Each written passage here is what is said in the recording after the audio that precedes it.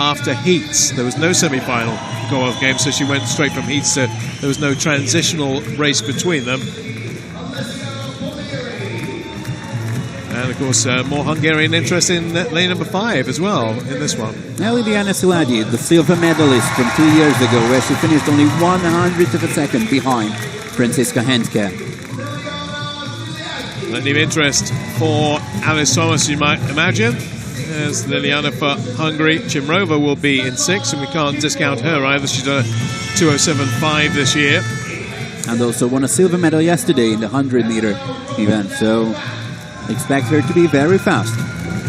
And then the Dane and the Norwegian in the outside lanes. Well, as you say, they know what they have to do. They know what the target time is. Alice Thomas, I'm sure, will be thinking, well, okay, I'll just do what I did do, hopefully, a few months ago on the Gold Coast and book my place in that final quite comfortably. She's got some big adversaries in this one, but looks pretty calm, looks pretty composed, pretty content with life, just getting herself eased into it. There she is. I think she took everybody's breath away with that time in April, because, you know, she's a good swimmer. I didn't think she was that good.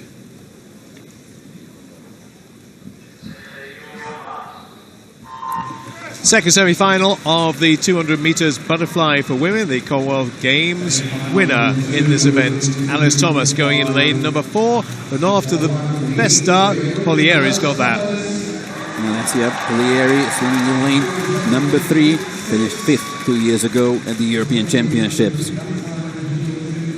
Alice Thomas has gone out a bit stronger, though, than she did in the heats this morning. Will be right up there with all the others at the turn, whether she's leading or not. Yes, she is, 29.02. That is 0.4 of a second faster than in the morning heat. Chimrova in second for Russia. And, can Alice Thomas keep this going? She's swimming a slightly different way tonight to how she swam it this morning.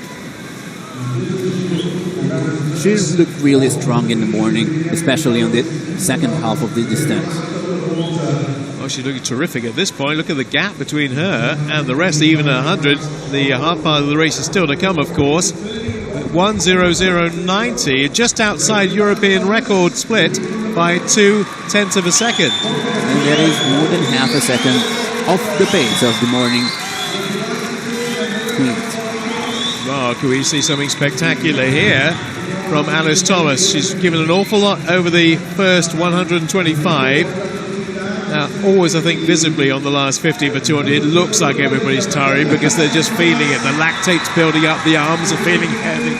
But she's still there, and she's still leading, and leading by quite a way, too. 1:34.08. European record is not going to go. 1:30, she's outside it. But it's now a case of holding on and doing a good time, and she's doing all of that. I think it is time for her to think about the final and conserve some energy. She has the final already within reach. She will be in lane 4 or maybe 3, but she needs to spare some energy because these 200 meters can really hurt, especially if you've already swam that 2 times.